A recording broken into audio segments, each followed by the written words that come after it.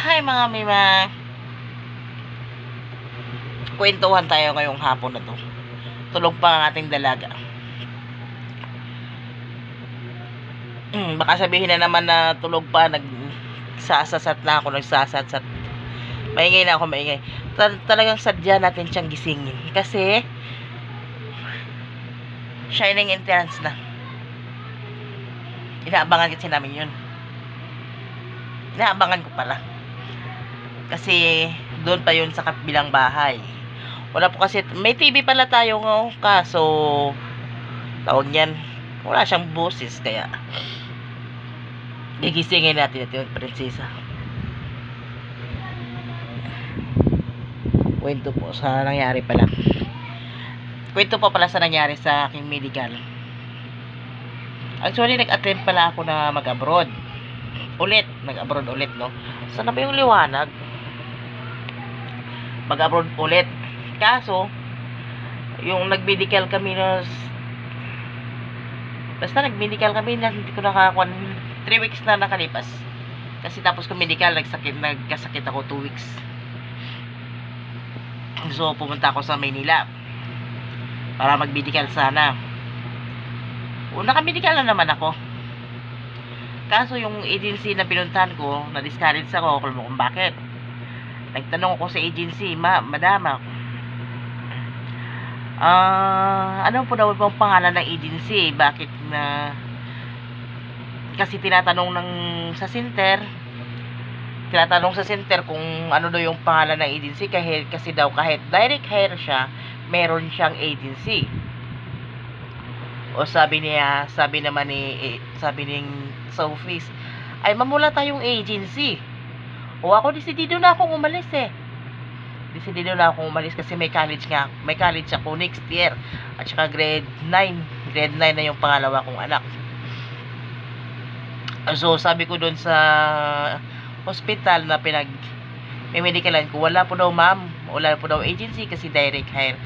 Pero sa pagkaalam ko, mayroon siyang agency kasi nung unang umalis ako, direct hire din ako. So nagtanong ako ulit, ma'am, sinasabi po daw nila kasi dito, kailangan po daw kasi ng pangalan ng agency, kahit direct hire po, meron po tayong agency, sabi ko.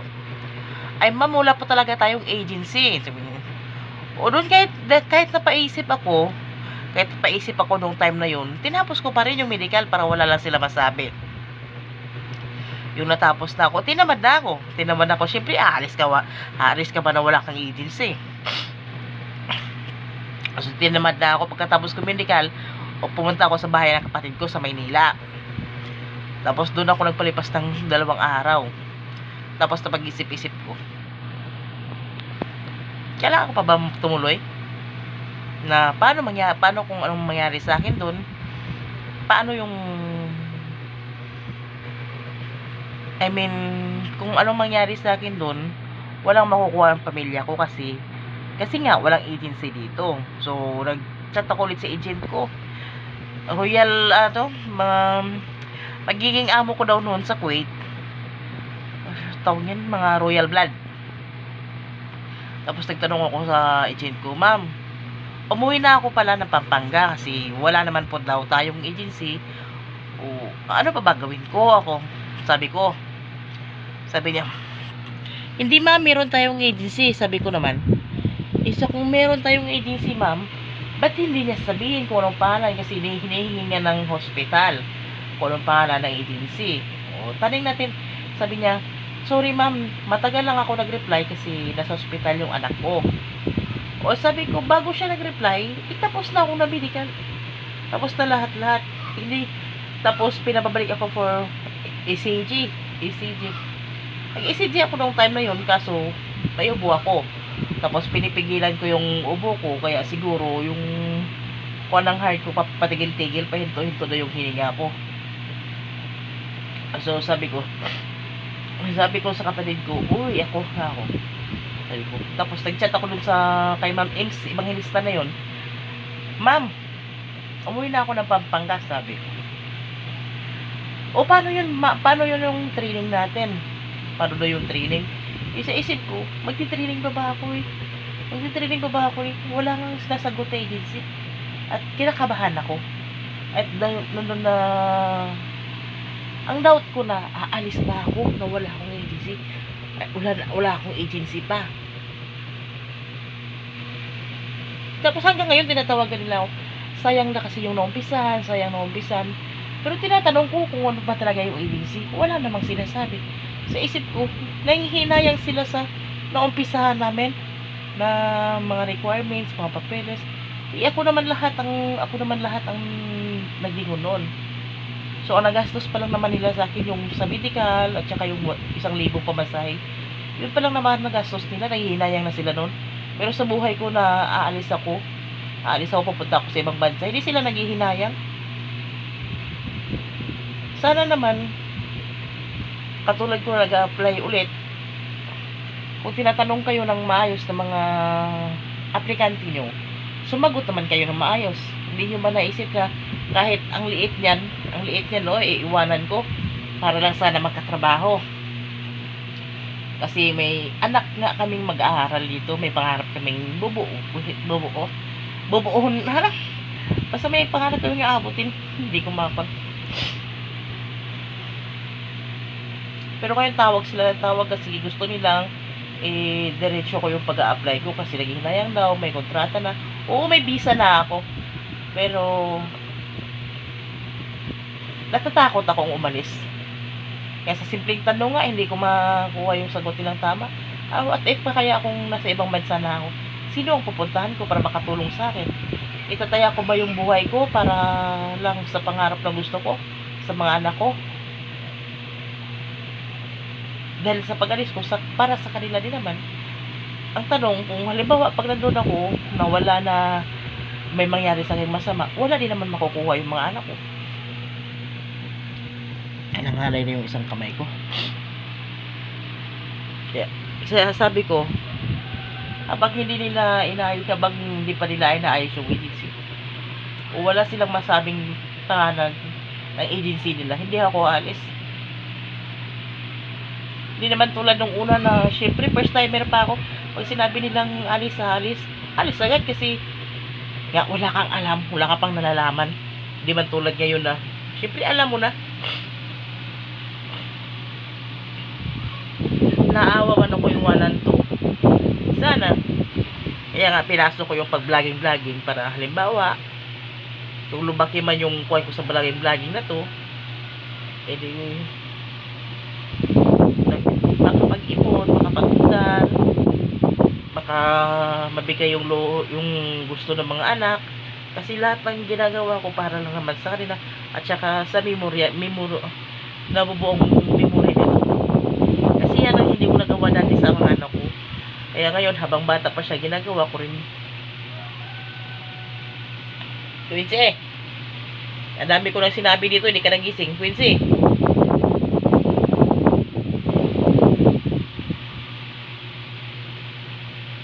Tapos sinasabihan nila ako nung kahapon tinawagan ako na inalis na daw si Ma'am Ems.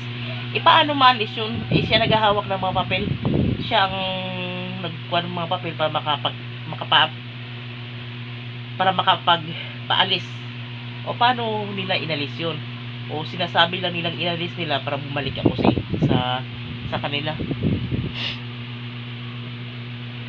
Hindi ba ako takot? Hindi ako takot na hindi ako parang desidido akong umalis. Hindi ako nung nagdadalawang isip na umalis. Desidido akong umalis kung may tamang agency. Pero yun na sa tulad nun na pangalan lang ng agency ang tinatanong ko, walang masagot na maayos. Paano pa ako alis? Gusto kong umalis nga para nga sa anak ko, sa mga anak ko. Iwanan ko siya. Maliit siya. Kasi iniisip ko, kung hindi ako aalis, paano yung dalawa ko naman? Kasi magkano ng sweldo ng asawa ko? 3,800 ang linggo. Nagungupahan pa kami ng bahay. Kaya gusto ko umalis. Sa nangarap ba na sana maabot yung pangarap, kaso wala. Pero kung ayusin nila sana yung agency na yung agency, kung inaayos nila yun, sigurado naman ako aalis ako. Sana po, kung tumulong naman lang kayo,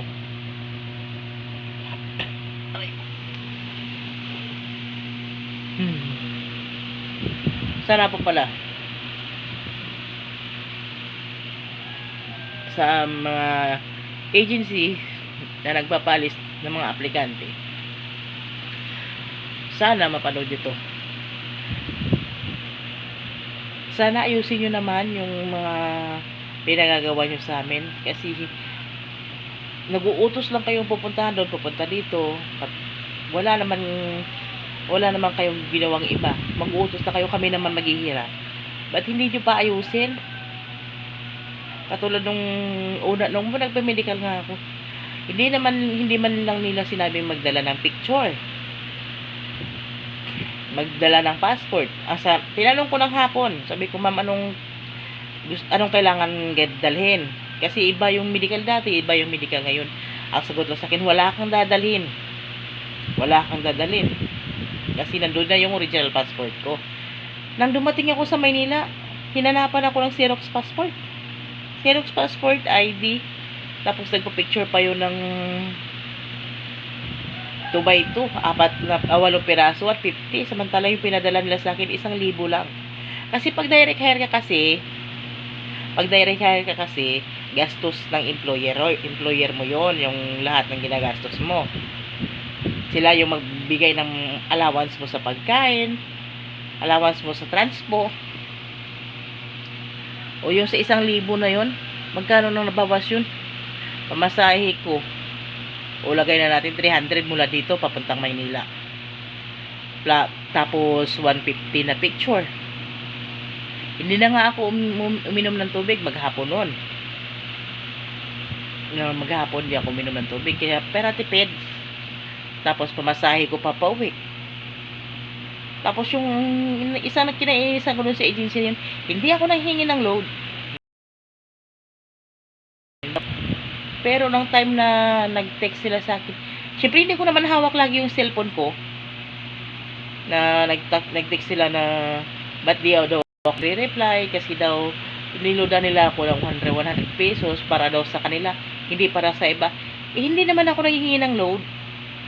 At saka yung nag-chat naman yung agent ko na niload nila yon para sa WhatsApp, para maka-download daw ako ng WhatsApp ko para makausap ko na yung nag-download ako ng WhatsApp, hindi naman kasi talaga ako naglo-load. O pag download ko ng WhatsApp, 75 ata yun, kasi yun ang nakikita ko sa mga promo. O, yung 75 na yun, magkano na lang natira 75, 80, 90, 25. Hindi ko naman siya napaanli kasi unli pa nga ako sa giga ata. Yun ang sinisingil niya sa akin na 100 load para mag-reply sa'yo, mag-reply sa kanila. Sila naman nag-uutos na WhatsApp yun. Kakatakan pa ako ng kakatakan. Tapos sabi ko, tapos sana man lang magbigay sila ng instruction ng maayos. Thank you po guys sa panonood. Sana subaybayan niyo po ang aming kwento ng aming maldita. Bye bye.